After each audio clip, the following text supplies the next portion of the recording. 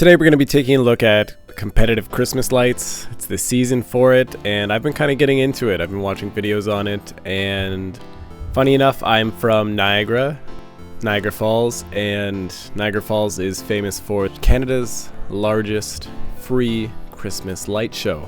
So I want to see how these other Christmas lights compare. So let's take a look through it together. Don't mind my nasally voice. I have COVID. I'm recovering from COVID right now, so I'm isolating and just watching Christmas videos all day.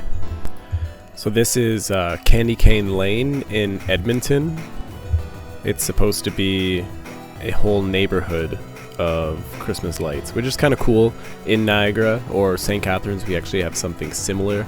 It's not an entire neighborhood, but it's like one little, I don't know, group of like 5 houses in a circle that just have this crazy light show. And the city pays for their electricity bill because it's probably through the roof. Alright, so some of these houses definitely more extravagant than others, but I think it's the fact that it's like a whole lane, like a whole kilometer or a whole mile for you Americans of just houses that are lit up is kind of amazing. So although there's no real competitiveness to this one, there's no winners, it's just a whole community getting together, I think that's a little bit better than a competition. But you can see some of these houses are really, really beautiful. You can tell they put a lot of work into it, and others just kind of decorated their front porch. But to get a whole neighborhood to do this is, if I can afford when I get to the age where I have a good enough salary and I can afford to do this, I'm definitely doing a South Park themed one. But what I was saying was trying to coordinate all of these people just to set up Christmas lights is wild. I can't even coordinate my friend group to hang out.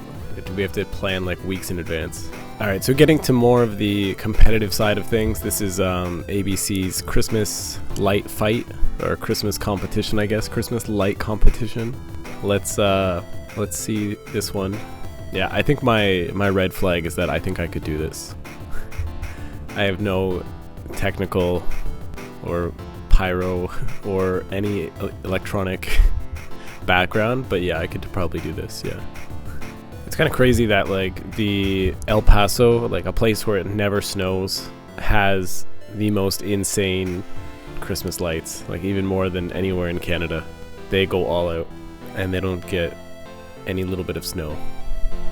Ah, you see, so now they have fake snow, so they don't just they can't get real snow, so they just simulate fake snow. Everyone seems to be happy about it. Now you get the best of both worlds. You get good weather and you get fake snow, of course. It's kind of crazy how all out these people go for Christmas in kind of an unsuspected city. Like I never thought El Paso would be the city to have this in.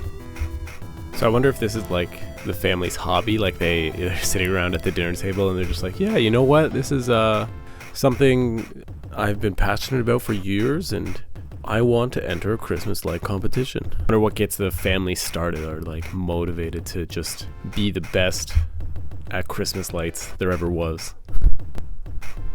Dude, I just can't get over the cost of this. Like purchasing all these lights, the electricity bill, the amount of time and effort it takes to set it up for like a month, the like technicalities, people sync it up to music, and oh my god, they have like LEDs and what is it, holographs. Why do they do it? I get it, it's impressive, it's cool, I love it, but like, what if I had this amount of money? I'd probably spend it on like traveling or a vacation, or you know, putting my kids to college. Like this competitive Christmas lights is definitely a sport for like upper class people. You can't be a middle class family and want to do competitive Christmas lights. You just can't afford it. Alright, so the next one, we're over in Japan. I was just there this summer, and this is in Kobe.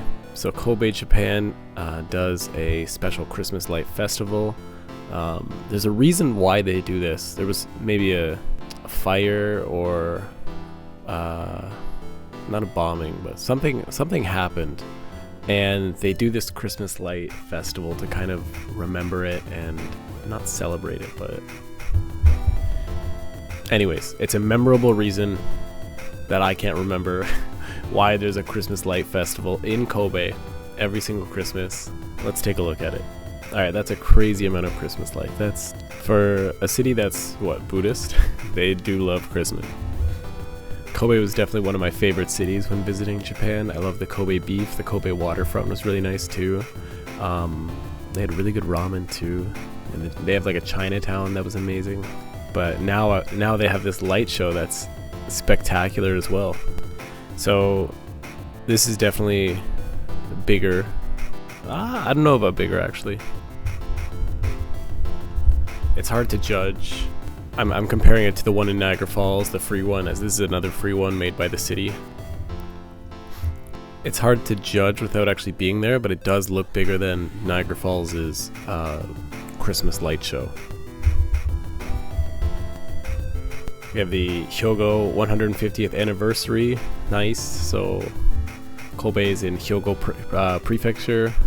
Lots of beautiful lights here. Nice. Wow. Okay, maybe it looks a lot bigger than Niagara Falls' Festival of Lights. That's cool. It's cool the city goes all out. I'm sure that in Tokyo there's another huge one too.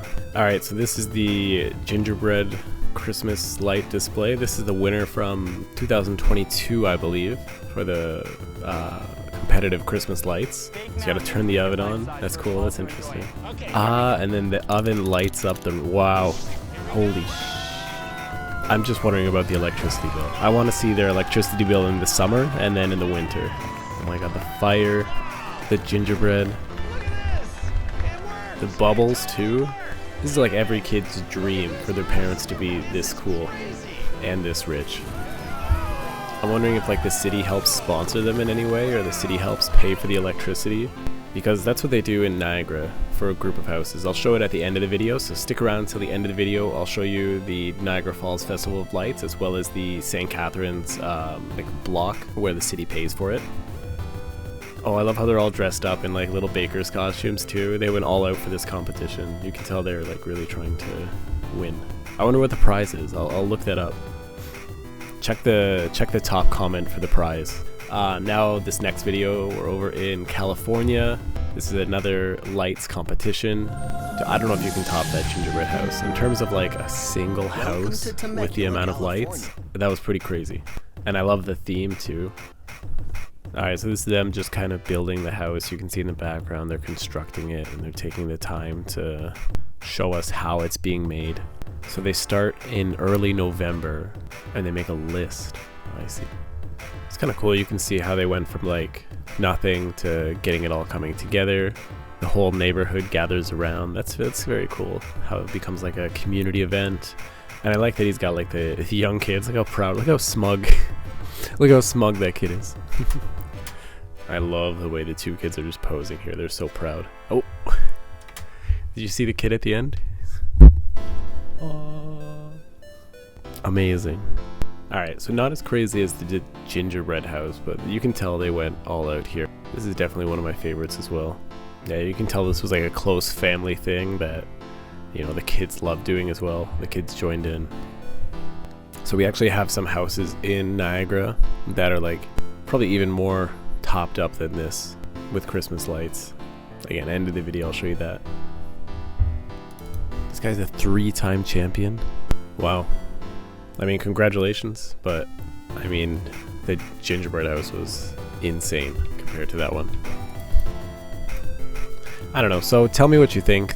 Also, take a look at these. This is the Niagara Festival of Lights. This is a free thing in Niagara Falls.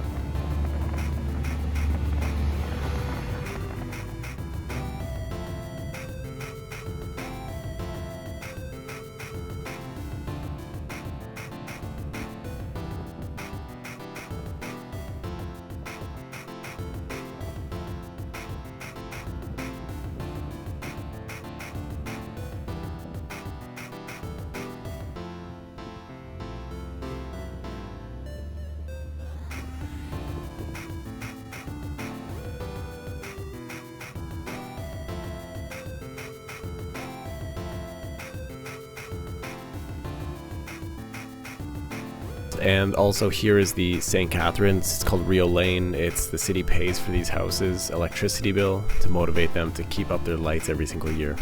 And let me know in the comments, what house did you like the best?